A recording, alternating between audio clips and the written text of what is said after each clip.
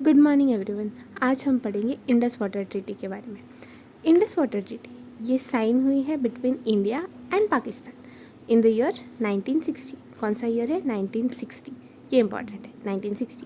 फिर ब्रोकर किसने की, मतलब मीडिएशन किसका था? इंडिया और पाकिस्तान में रिलेशंस तो टेंस वाले ही है पहले से, तो फिर किसने ब्रोकर की ये ट्रीटी? कौन था मीडिएटर? World bank. यूएन में मत चले जाना, ये वर्ल्ड बैंक है। तो वर्ल्ड बैंक ने ये ट्रीटी ब्रोकर की है, Indus water treaty between India and Pakistan. अभी ये ट्रीटी बोलती क्या है वो देखते हैं। इसके हिसाब से अभी इंडस की ट्रिब्यूटरी से कुछ और वो मेन रिवर, तो ना ये अपने इंडिया में भी है और पाकिस्तान में भी है। तो डिवाइड कैसे किया है? तो ईस्टर्न साइड की 3 रिवर्स इंडिया को मिली है और वेस्टर्न साइड की 3 रिवर्स पाकिस्तान को मिली है। अभी 3 ईस्टर्न रिवर्स कौन सी है? रावी, ब्यास और सतलज। ये जाती है इंडिया को, मतलब इंडिया इस पर पूरा अपना यूज़ कर सकता है, अनरेस्ट्रिक्टेड यूज़। मतलब कोई भी ऐसा रेस्ट्रिक्शन नहीं है कि ये नहीं कर सकता वो नहीं कर सकता, सब पानी इसका हम ही यूज़ कर सकते हैं। तो 3 ईस्टर्न रिवर्स रावी, ब्यास, सतलज ये जाती है इंडिया को। कौन सी? रावी, ब्यास, सतलज। ठीक है। फिर बची हुई 3 वेस्टर्न रिवर्स यानी कि खुद इंडस, फिर झेलम और चिनाब, ये तीनों जाती है पाकिस्तान को।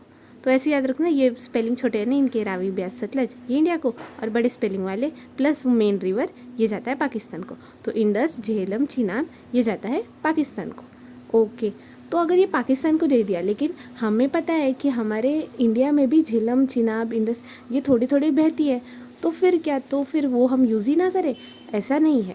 कुछ चीज़ें हैं जो हमें अलाउड है यूज़ करने के लिए, जैसे कि इंडिया को अलाउड है डोमेस्टिक यूज़ करना, फिर नॉन कंजप्टिव यूज़, मतलब क्या? नेविगेशन कर सकते हैं, फ्लोटिंग ऑफ टिम्बर या फिर कोई अदर प्रॉपर्टी वहाँ से लेके जा सकते हैं, आ सकते हैं। फिर फ्लड प्रोटेक्शन यानी फ्लड कंट्रोल, मतलब अगर नदी में बाढ़ आ रहा है तो उसके लिए कुछ प्रोटेक्टिव मेजर्स हम ले सकते हैं। फिर फिशिंग कर सकते हैं ऐसा, प्लस एग्रीकल्चर यूज़ के लिए भी हम यूज़ कर सकते हैं। और generation of hydro electric power, मतलब डैम्स वगैरह बांध सकते हैं, लेकिन हाँ इसमें ना कुछ कंडीशंस होती है, कुछ टर्म्स एंड कंडीशंस है इस ट्रीटी के हिसाब से, उसी के हिसाब से हम कुछ लिमिटेड रिस्ट्रिक्टेड चीज़ें कर सकते हैं। ओके, तो अब देखते हैं। India can use only 20% of total water, मतलब सारा जितना पानी है उसका सिर्फ और सिर्फ 20% इंडिया को मिल रहा है, ओनली 20%।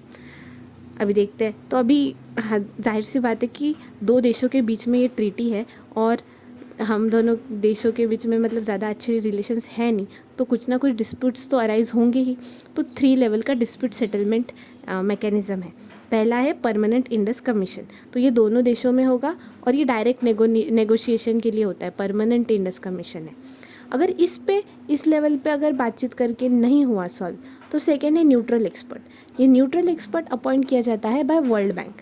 वर्ल्ड बैंक इसको अपॉइंट करता है, कुछ टेक्निकल डिसएग्रीमेंट्स होंगे उसको सॉल्व करने के लिए। फिर इन दोनों से भी बात नहीं बनी तो सबसे हाई लेवल वाला डिस्प्यूट मैकेनिज्म है कोर्ट ऑफ आर्बिट्रेशन। ये 7 मेंबर का होता है और इसमें अगर इन दोनों में से भी नहीं हुआ तो ये सब प्रॉब्लम फिर जाता है कोर्ट ऑफ आर्बिट्रेशन में।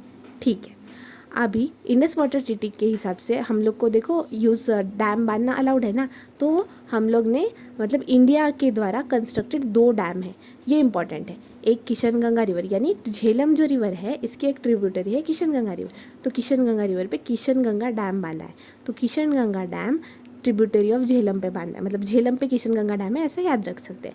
और Ratle dam Chenab river, Ratle dam Chenab river पे, किशनगंगा डैम झेलम नदी पे बांधा गया है बाय इंडिया। ओके, अभी फिर से एक बार रिवाइज करते। इंडस वाटर ट्रीटी ईयर 1960 में। अच्छा, 1960 से और एक इम्पॉर्टेंट चीज़ है, पता है 1960 में ना बेरूबरी यूनियन केस, एक फेमस केस है बेरूबरी यूनियन केस, इसका जजमेंट था। ये केस ने क्या बोला मालूम? इसने बोला कि प्रियम्बल जो है कॉन्स्टिट्यूशन का पार्ट ही नहीं है। इसने बोला कि preamble not a part of constitution. लेकिन फिर हमें पता है केशवानंद भारती केस, ये वाली केस जो है इसका रिजल्ट आया उसके 13 साल बाद यानी 1973 में, और इसने बोला बाद में हमें पता है कि प्रियम्बल इंटीग्रल पार्ट है कॉन्स्टिट्यूशन का। तो बेरूबरी यूनियन केस इसलिए इंपॉर्टेंट है कि 1960 में ये इसने बोला था preamble not a part of constitution. ये याद रख सकते हैं 1960 से। ठीक है, तो 1960 में इंडस वाटर ट्रीटी साइन हुई between India and Pakistan, broker किया वर्ल्ड बैंक ने। फिर इंडिया के पास है ब्यास रावी सतलज, पाकिस्तान के पास है वेस्टर्न रिवर्स इंडस झेलम चीनाब, और इंडिया को अलाउड है डोमेस्टिक यूज़ एग्रीकल्चर के लिए, थोड़ा floating voting, navigation, flood protection, fishing. फिर थोड़ा डैम भी बांध सकते हैं, कुछ कंडीशंस अप्लाइड है। ठीक है, ये सब करके सिर्फ 20% पानी अपने को मिल रहा है।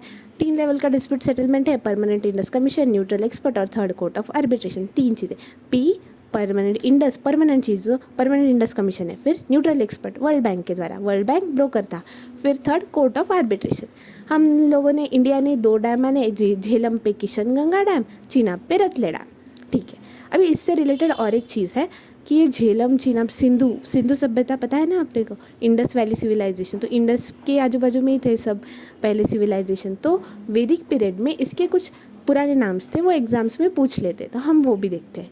झेलम का वैदिक नेम है वितास्ता, चीनाब का असिकनी, बियास का विपाशा, रावी का परुष्णी, सतलज का शुतुद्री, इंदस का सिंधु।